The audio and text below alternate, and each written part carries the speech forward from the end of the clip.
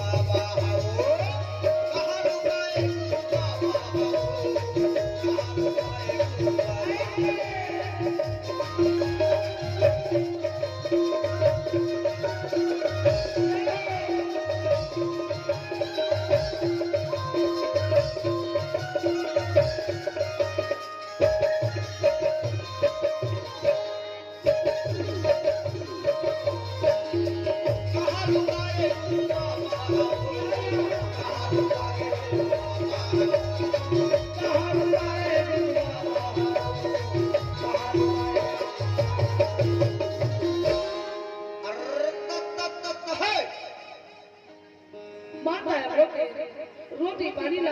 घर में चल ले गया खोजा नगर या के पास जाओ और सब आगे बढ़ गए अरे हमरा कुशवायो बैला रे गा बाथे जी महगो बाबा भाड़ा में ना कर चल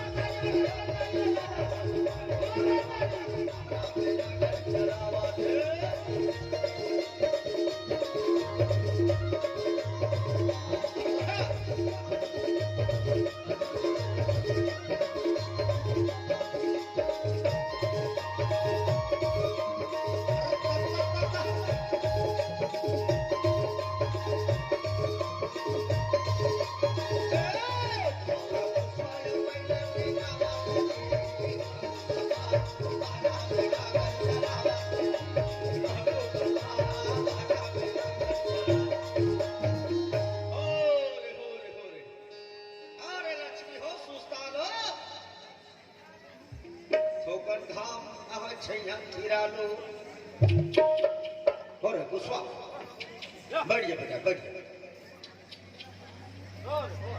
होरे वाह यार तीन वाह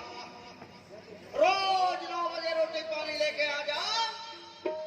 आज 11 बजे भूख प्यास में थर्रा गए हम रोटी अरे घर में ऐसे कौन सा काम पूरा रही से तत्काल रोटी पानी ले पहुंचा के चले जाते कोई सगा संबंधी आगे का दे कोई घर में अचानक कोई कार्य आ गए चल कोई बात नहीं महू ही जगह थिरा ले था तेकर बाद 5 भाव बचे तेला पूरा करे के बाद चलिया महू बाबा बमरी छाव में बैठे हैं